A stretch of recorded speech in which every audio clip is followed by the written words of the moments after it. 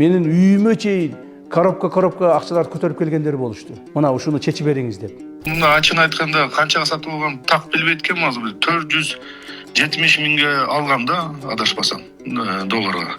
Кече эле машинасы жок жөө жүргөн баласы бүгүнкү күндө жана айтып атат. 480 миң долларды сен кактан таптың эйним? Мыйзамсыз оокатымды тартып алышты, мамлекетке деп коюп, по факту не так деп. Анан коркутуу үркүтүүлөр көп болду деп именно сиз түшүнүп атасыздар да кайсы жаатта маселе болуп атат. Бизге төгүп аткан же ККМБга төгүп аткан акчалардын бардыгы счет аркылуу өтөт, мамлекеттин бюджетине кетет. Аны бир да кызматкер же мен же башкабыз көрбөйбүз дагы ал акчаны. Камчыбек Ташиев кызматтан бошотулгандан бери өлкөнүн саясий чөйрөсү тынч эмес. Чиновниктер жапырт түрдө кызматтан алынып, блогерлер Ташиевдин үй бүлөсүнүн таасири тууралуу буга чейин белгисиз болгон фактыларды жарыялоодо. Ошол эле учурда ишкерлер атайын кызмат өкүлдөрүнүн аракеттерине байланыштуу укук коргоо органдарына массалык арыздар менен кайрылып жатышат. Кактус медианын маалыматына ылайык, УКМКнын төрагасы кызматтан кеткенден кийинки алгачкы 2 жуманын ичинде анын кол алдында иштеген кызматкерлерине даттанып, болжол менен 500гө жакын чиновник жана ишкер тиешелүү органдарга кайрылган. Акыркы саясий өзгөрүүлөрдөн кийин, окуялардан кийин деп коелу, аябай көп кайрылуулар келип атат. Шайлоодон коркутуулардан баштап чектетип койду деп. Андан кийин мыйзамсыз оокатымды тартып алышты, мамлекетке деп коюп, по факту не так деп. Анан коркутуу үркүтүүлөр көп болду деп именно сиз түшүнүп атасыздар да кайсы жаатта маселе болуп атат.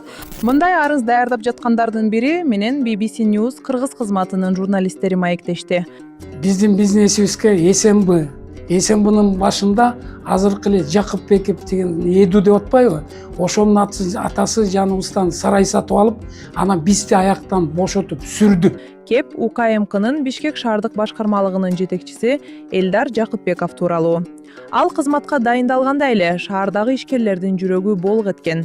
Анткени айтылуу Эду келе жатат. Эми Бишкектин бизнесин силкип, тыптыйпыл кылат деген кеп туу боло баштаган. Жакыпбековдун калтасын кампайткан каражаты тууралуу ушак айындар байма-бай айтылууда. Бирок Эдунун байлыгынан да, анын спортчулардан куралган жеке мини армиясы элдин оозунда. Эдунун 40 чоросу деп аталгандардын арасында аты чыккан атлеттер да бар. Друзья, я один не знал, да, про Эду и 40 чоросу Эду. Достор, Эду жананын 40 чоросу тууралуу мен эле билбейт белем. Көрсө, ушундай бир таасирлүү балдар бар экен. Алар ГКНБнын Бишкек шаардык башкармалыгынын камактагы мурунку башчысына жакын адамдар имиш. Кайман аттары да кызык экен. Вазилин, Лизун, Сүмбүл ага дегендер бар окшойт. Не знаю, кто им их давал, но с чувством юмора у него отлично. Жакыпбековдун колу кайсы жерге жетпеген десеңиз? Блогер Айтилек Орозбековду темир тор артына тыккан Куликовский окуясынын артында да Эдунун үй бүлөлүк кызыкчылыгы турганы ачык чыкты. Блогердин айтымында аны камоого Чүй облусунун ички иштер башкы башкармалыгынын башчысынын орун басары Руфат Абдыразаков жан талашып кызыктар болгон. Көрсө Абдыразаков Жакыпбековдун бир тууган жездеси экен. Блогер милиция жетекчисинин жеке бизнесине мурун тыкканы үчүн УКМКдагы тууганынын сүрү менен Куликовскийге арыз жаздырып, блогердин оозун жабууну көздөшкөн. Айтмакчы, Элдар Жакыпбеков камалганда анын жездеси Руфат Абдыразаков дагы ээлеген кызматынан кошо бошотулду. Куликов өзү келбейт, барып туруп Куликовду ушугу жана оперлер башкалар арыз жазгыла деп Чүй иштер башкы башкармалыгына алып келип арыз жаздырып Куликовго. Бу Айтилек дагы силерге тийишет, муну бирөтөлө каматып жок кылалы дейт. Каматып жок кылалы деген анан Куликов келип өз эркиме эмес келип жазат.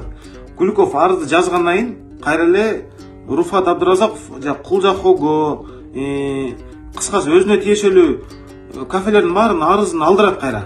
Биз Айтилекке эч кандай арыздообуз жок, силер арызыңарды алгыла деп. Арыздарын алдырат да, бул жерде алып келип туруп Куликовду акырына коюп коет. Элдар Жакыпбеков камакка алынгандан кийин дагы бир кызыктын бети ачылды.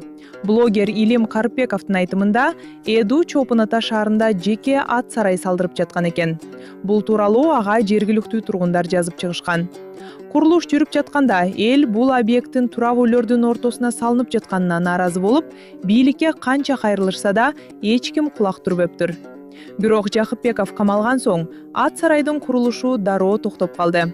Ал ортодо социалдык тармактарда Эдунунун үйүнөн 36 миллион доллар табылыптыр деген кеп чыкты. Бул тууралуу айрым маалымат каражаттары да жазып чыгышты.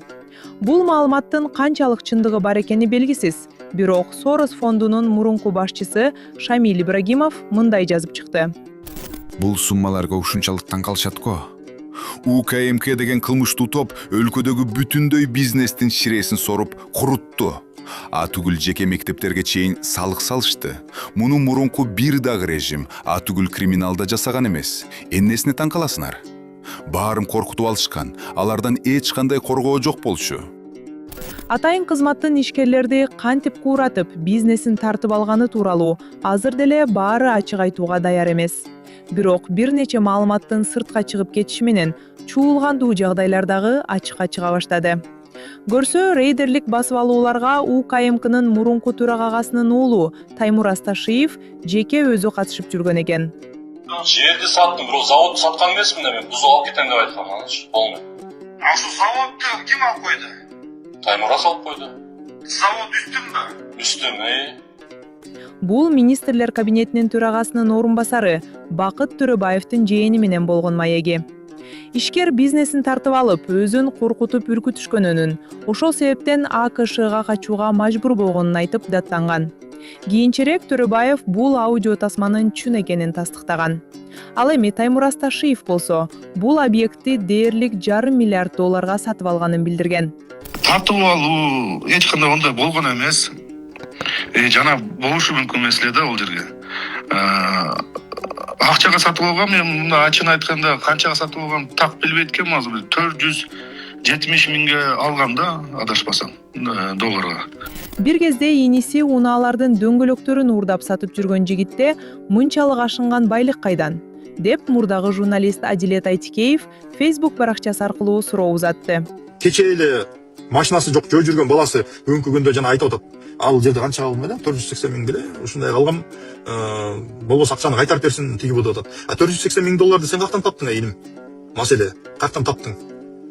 Мейли атасынын бизнеси болгон күндө деле анчалык тиги 480 миң долларга тиякты сатып алып, анан баланча миң долларга тиякты сатып ала тургандай байлыгы жок болчу булардын. Шайырбек Ташиевдин байлыгы тууралуу сөз кылбай эле койсок болот. Болгону расмий маалыматтарды алсак.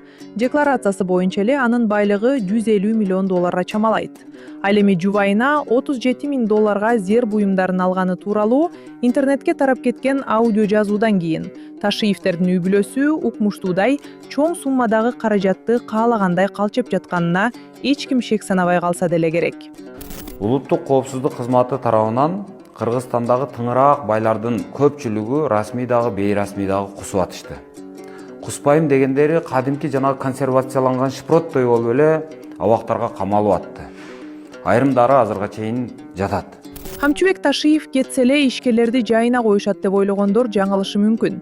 Анткени бизнести кустуруу менен милиция кызматкерлери да ийгиликтүү алектенип келишет. Акыркы мисалдардын бири охотник дүкөнүн тартып алуу аракети. Ишкердин кызы Садыр Жапаровго кайрылгандан кийин гана атасы СИЗОдон бошотулду.